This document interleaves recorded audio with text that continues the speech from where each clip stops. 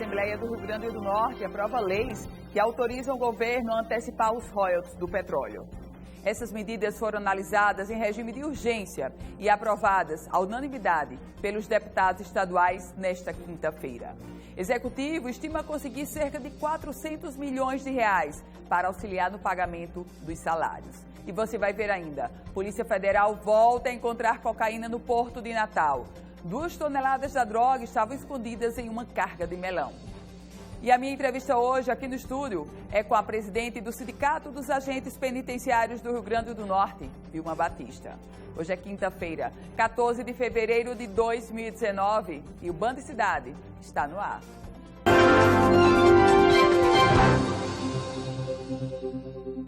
A Polícia Federal apreendeu mais um carregamento de drogas no Porto de Natal.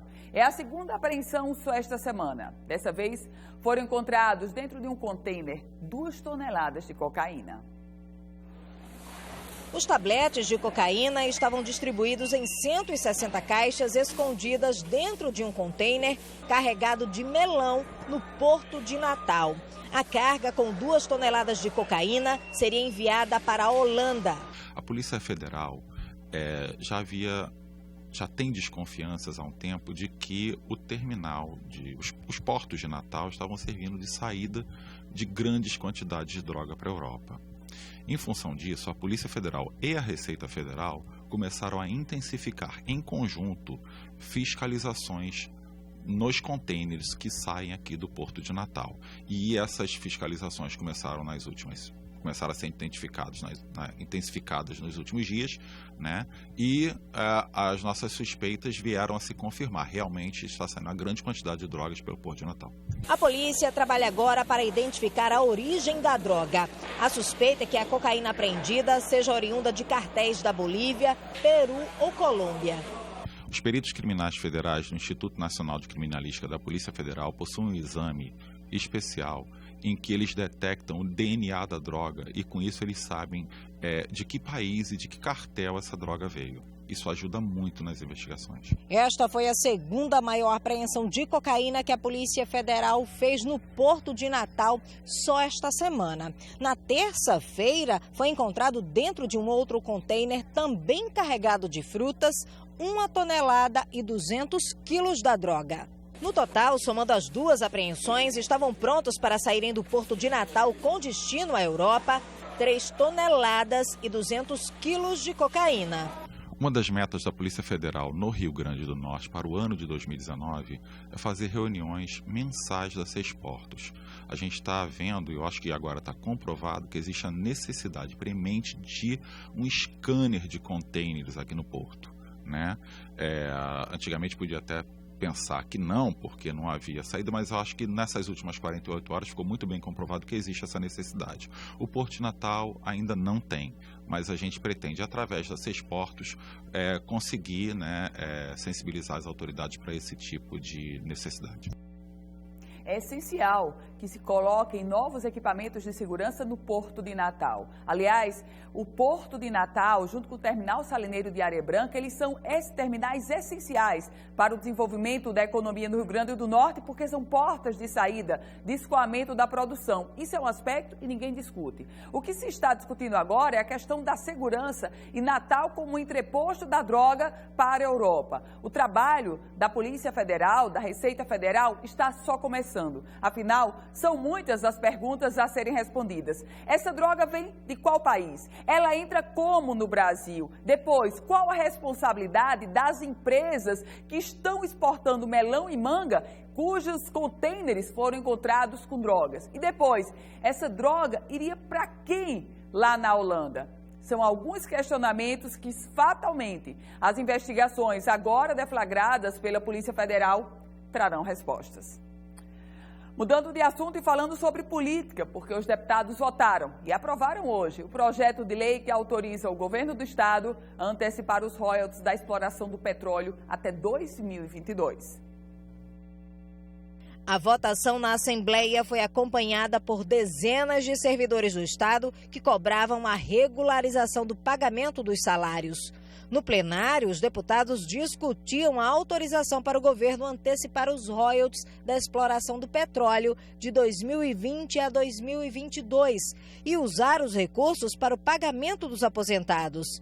A antecipação dos royalties garante aos cofres da administração estadual cerca de 400 milhões de reais. Esse é um projeto importante para que o governo possa obter recursos extras para começar a sanar os salários atrasados dos servidores. Os parlamentares votaram ainda uma emenda ao projeto do governo, que foi apresentada pelo deputado Kelpis Lima, permitindo que os servidores ativos também sejam beneficiados através da antecipação dos royalties do petróleo. O projeto, na forma original, ele só poderia pagar os ativos, porque a lei de royalties só permite que o dinheiro seja usado na Previdência. Nós encontramos um mecanismo para que o Estado, no mês que entrar o dinheiro dos royalties, ele não repassa dinheiro para a Previdência e esse dinheiro que ia para a Previdência ele paga os ativos.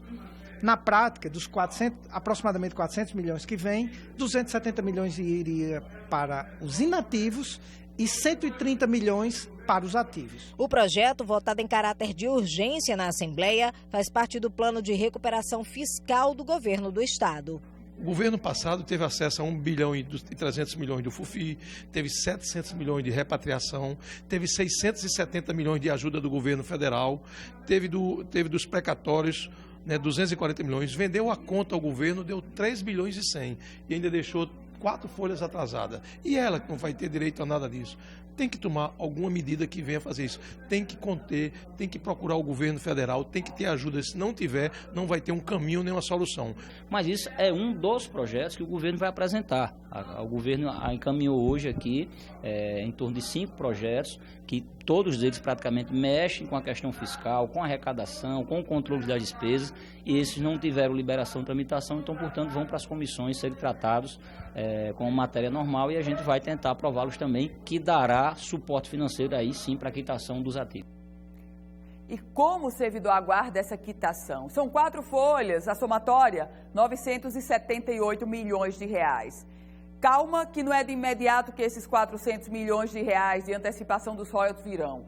Com a aprovação agora da Assembleia Legislativa, com a autorização dos deputados, o governo agora começa um outro caminho. O caminho para tentar buscar qual a instituição bancária, seja pública ou privada, que vai oferecer, digamos, uma menor taxa de juros, um maior incentivo para pagar esses royalties antecipados ao Executivo. Depois que todo esse processo for concluído, o dinheiro chega pouco menos do que o governo, pouco menos da metade do que o Executivo deve das 4 folhas, mas é o começo. Só que o governo, Fátima Bezerra, precisa buscar muito mais instrumento de recurso extra para quitar o tão sonhado, para chegar à quitação sonhada dos salários que estão em atraso, e são 4 as folhas de pagamento. Ainda sobre os projetos de lei do governo na Assembleia Legislativa, a proposta do Executivo sobre a redução no pagamento de requisições de pequeno valor, as RPVs, foi retirada da pauta da Assembleia. Durante a leitura da ordem do dia hoje, o líder da bancada, o deputado estadual George Soares, que lidera a bancada do Executivo, informou que a governadora Fátima Bezerra pediu a devolução do projeto, que reduzia de 60 para 10 salários mínimos os pagamentos de objeto de ações judiciais e devidos pelo Estado. As condenações de pequeno valor não são cobradas por precatório, e sim pela chamada RPV, com prazo de quitação de 90 dias, a partir da intimação do devedor.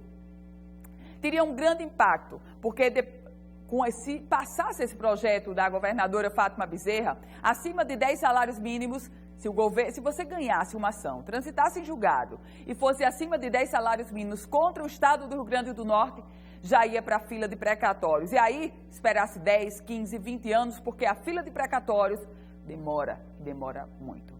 O que ocorreu hoje foi a retirada desse projeto, consequência de uma grande pressão. O Executivo, de fato, não aguentou a pressão, e não foi pressão só dos advogados, não, mas também de associações e sindicatos que representam os servidores públicos. Retirou o projeto e, cá entre nós, pouco provável que ele retorne à pauta. O Sindicato das Empresas de Ônibus de Natal solicitou à Prefeitura aumento da passagem. O valor da tarifa subiria de R$ 3,65 para R$ 3,90. O reajuste da tarifa de ônibus em 6,8% ainda vai ser avaliado pela Prefeitura de Natal. O pedido para aumento do valor da passagem de R$ 3,65 para R$ 3,90 foi feito pelo Sindicato das Empresas de Transportes Urbanos de Passageiros, que alega que o preço atual da passagem está defasado. O setor pediu à Secretaria para atualizar a planilha tarifária. Esse cálculo que a Secretaria fez foi em abril do ano passado e reajustou em maio. De lá para cá, muita coisa mudou. Então, preço de veículo, preço de pneu, o óleo diesel até baixou, passageiro que paga também mudou. Então, houve uma alteração. Estamos prestes a ter novo reajuste dos motoristas, né? Então, tudo isso a gente pediu para que a Secretaria atualize. No nosso cálculo, atualizando a planilha tarifária, ela chega a R$ 3,90. O último reajuste no valor da passagem de ônibus aqui de Natal foi em maio do ano passado. Na época, a tarifa custava R$ 3,35 e foi elevada em 8,96%. O reajuste do preço da passagem é vinculado à realização de melhorias no transporte público. E, segundo Nilson Queiroga, a manutenção do valor atual da tarifa impediria que as empresas realizassem as mudanças em benefício do usuário de ônibus aqui de Natal. Nos últimos 3 anos, com os reajustes que foram concedidos, 206 abrigos foram implantados, 150 novos. Todos os bairros de Natal foram contemplados e outros 56 abrigos, os grandes abrigos, foram todos reformados. Investimento de 1.550.000. Quer dizer, se não tivesse tido tarifa, se não tiver, os benefícios não virão. E a gente sabe que o transporte ele precisa de melhorias, precisa de renovação da frota e a Secretaria é quem vai, nesses estudos, determinar o que é que vai ser implantado. 1.550.000. Pouco demais. Até porque a melhoria do transporte público em Natal não passa só pela troca dos abrigos. É preciso muito mais. E hoje, o que se escuta da população à unanimidade é que o transporte ainda está muito caro para o serviço que é oferecido. É preciso dar transparência à planilha de custos, dar transparência, inclusive, ao acordo firmado pelo sindicato ano passado e se cumpriu tudo. Aí só depois a gente começaria a discutir possibilidade de reajuste. A forma como está sendo posto, não passa não. Não tem como passar. E vamos conferir agora a previsão do tempo para amanhã, sexta-feira, 15 de fevereiro. Em Natal, o dia será de muitas nuvens e chuva a qualquer momento. A mínima é de 23 graus e a máxima de 29 graus. Em Japi, região agreste, a quinta-feira será de sol e algumas nuvens. Chove rápido por lá, mas só à noite. A mínima é de 24 graus e a máxima vai aos 30 graus. Em Venha Ver, no Alto Oeste Potiguar, o dia será de sol e possibilidade de chuvas no finalzinho da tarde. A mínima é de 21 graus e a máxima vai aos 31 graus. O Band Cidade volta em instantes.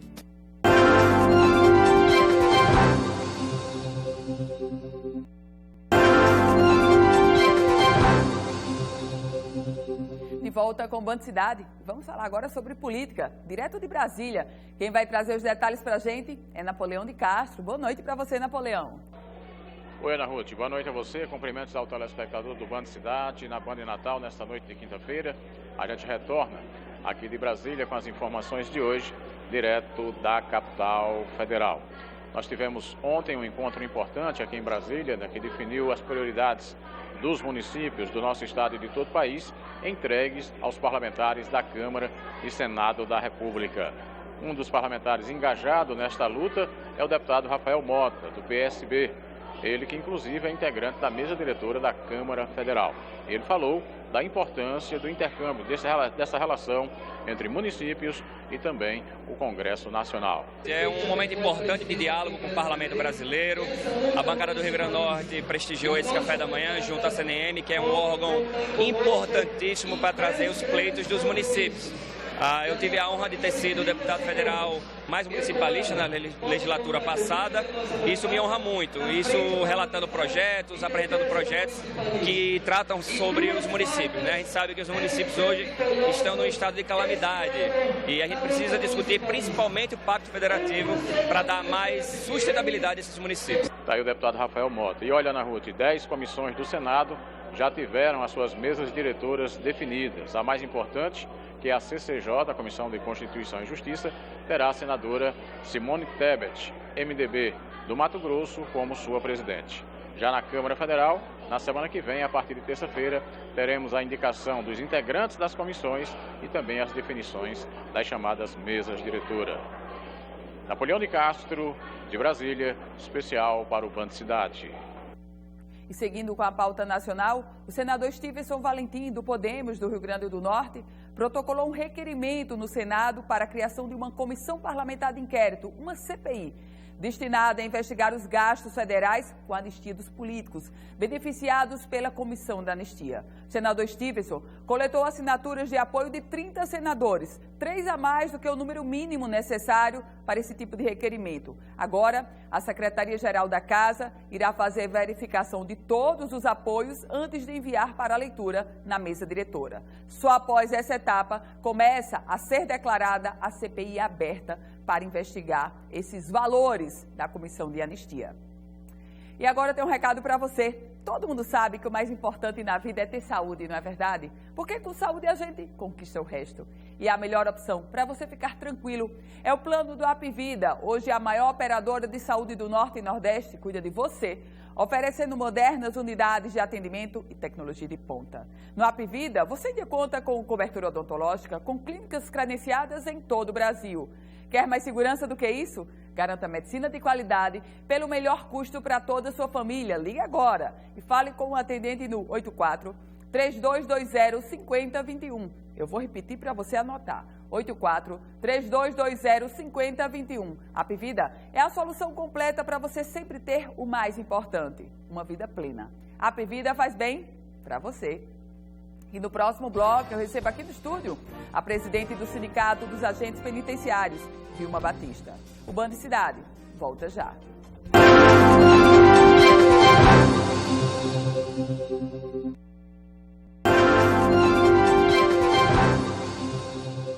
Volta com o Band Cidade. E agora é hora de entrevista. Eu recebo aqui no estúdio a presidente do Sindicato dos Agentes Penitenciários do Rio Grande do Norte, Vilma Batista. Presidente, boa noite, seja muito bem-vinda. Boa noite, Ana. Presidente, a Operação Padrão anunciada para a próxima terça-feira. O que vai ser essa Operação Padrão dos agentes? Essa Operação Padrão, na verdade, consiste em a gente fazer todos os procedimentos de acordo com a Lei de Execução Penal, mas, no entanto, só as atividades essenciais, que são elas, fornecimento de alimentação para os presos, cumprimento de alvará de soltura, urgências médicas e as demais atividades que a gente faz que não são essenciais para a sobrevivência dos presos, nós não iremos fazer. Não iremos fazer por quê? Porque não há como a gente continuar trabalhando normalmente se nós não estamos vivendo normalmente como servidor comum. Primeiro, nós estamos com os salários atrasados. Segundo, o sistema penitenciário está insuportável. Nós estamos com a população carcerária toda doente, nós estamos com a superlotação do sistema penitenciário, nós, agentes penitenciários, estamos com a sobrecarga de trabalho, onde nós temos 10 agentes que fazem o serviço de 30 homens. Então, isso está não só desgastando a saúde física e mental do servidor, como também financeira. Então, todas as propostas que a categoria apresentou à Secretaria de Justiça e Cidadania para amenizar o sofrimento, inclusive financeiro dos servidores, todas elas foram ignoradas. Ao contrário das demais secretarias que tentaram ajustar a sua realidade, da Secretaria para amenizar a situação dos servidores, a Secretaria de Justiça não fez. Quais são elas? Nós queríamos um mínimo, que o governo, que a Secretaria, colocasse à disposição os automóveis, as vans que têm parado no pátio da Secretaria para levar os servidores para as unidades prisionais, tendo em vista que as unidades, a grande maioria delas, são todas fora da zona urbana, e isso demanda um gasto financeiro terrível para os servidores. Ajuste das escalas, os agentes que querem apenas cumprir sua escala de trabalho, mas não têm condições. Com isso, o que é que fez a Secretaria? Continuar continua ainda com o mesmo modus operandi do governo de Robson. Perseguição, tortura psicológica e assédio moral. E nós não vamos aceitar. Por isso nós estamos questionando esse atual governo que entre no sistema penitenciário, mostre suas ações de governo, que até o momento o governo Fátima não entrou no sistema penitenciário. Presidente, essa operação padrão que vai começar na terça-feira deixa mais vulnerável as unidades prisionais até para uma fuga, por exemplo? Não, não deixa, porque nós estaremos todos, o nosso efetivo completo, até porque hoje, infelizmente, nem o efetivo redução, como a lei de greve determina 30%, nós não temos condições. Tendo visto o nosso efetivo ser ainda insuficiente pelo tamanho da nossa população carcerária que nós temos. Inclusive, nós estamos, uma das nossas reivindicações, Ana Ruth, é justamente que o governo publique o resultado final do último curso de formação que teve agora em dezembro, né, que foram formados 150 novos agentes penitenciários para preencher as vagas remanescentes do último concurso e até o momento não foi feito. Mas, presidente, aquele concurso do governo do estado eram 500 agentes penitenciários. Os 500 não foram empossados? 500 foram empossados e já saíram 90. Porque quando o servidor dá de cara com uma realidade que não condiz, né, com o que ele estudou, quando vê um salário baixo, quando vê a periculosidade, muitos não têm aptidão realmente para permanecer no cargo. Outros veem que não vale a pena você arriscar a sua vida, não ter a devida valorização e muitos saem do cargo, né? Mas nós estamos aí, tem outra turma para entrar, nós precisamos desses novos agentes, inclusive até de criação de novas vagas. Tendo em vista que nós temos aí a cadeia pública de Ceará-Mirim, ainda está um lado desativado porque nós não temos servidores. E ainda existe uma recomendação do Ministério Público, né, que retira os policiais das guaritas para os agentes assumir já que é atividade nossa. Inclusive, nós já fazemos esse serviço. A senhora é favorável a essa recomendação? Nós somos totalmente favoráveis, é função nossa. No entanto, nós não temos como cumprir essa determinação, porque nós não temos efetivo para isso. As unidades que nós já temos, os agentes penitenciários estão fazendo o serviço interno e o serviço externo. Com isso, o servidor está esgotado, porque não tem como você fazer um serviço de guarita externo, você sair da guarita, não ter o seu devido descanso e continuar fazendo seu serviço interno. Então, o governo precisa ajustar isso com os trabalhadores. Nós queremos trabalhar, nós mostramos às autoridades do Estado do Rio Grande do Norte que o sistema penitenciário tinha jeito, era possível controlar, nós estamos controlando, mantendo a ordem e a segurança. Mas nós queremos dignidade. Essa paralisação não é só apenas por salário, mas sim por dignidade humana dos servidores. A gente está quase chegando ao finalzinho. Conta com a adesão integral de todos os agentes essa operação padrão, presidente? Contamos, sim. Inclusive, nós estamos ainda passando nas unidades prisionais, porque muitos agentes estão com medo, né? Hoje, o que prevalece no sistema penitenciário é medo, inclusive, da gestão, por perseguição, por assédio moral. Nós abrimos um link hoje no site do sindicato, recebemos várias denúncias, estamos orientando os agentes a irem nas delegacias e, inclusive, todas essas denúncias o sindicato irá oficiar e encaminhar ao Ministério Público, inclusive até a governadora Fátima. Nós já enviamos a comunicação para a governadora, estamos fazendo um relatório e vamos entregar na ONU. Vamos entregar na ONU porque o que está acontecendo no sistema penitenciário é um absurdo. Ninguém quer ver, ninguém quer ouvir falar, mas nós, agentes penitenciários, estamos sentindo na pele, né, o descaso e a falta de respeito com a pessoa humana. Presidente, esse assédio moral é por parte de quem? Por parte dos diretores de presídios, por parte das gestões maiores? Por parte da gestão maior, né, que passa para os seus diretores, né, o assédio. Os diretores são assediados, a coordenação é assediada e os diretores replicam esse assédio.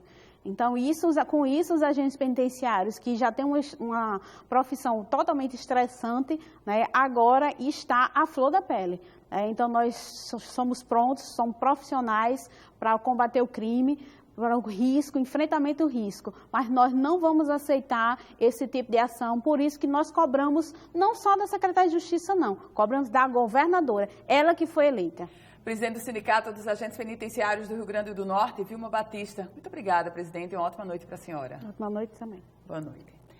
E a gente vai ficando por aqui. Se você quiser rever essa entrevista, vai lá no politicaemfoco.com, o site especializado na política do Rio Grande do Norte e do Brasil. A gente volta a se encontrar amanhã. Sua companhia agora é o Jornal da Band. A você, excelente noite. Brasil.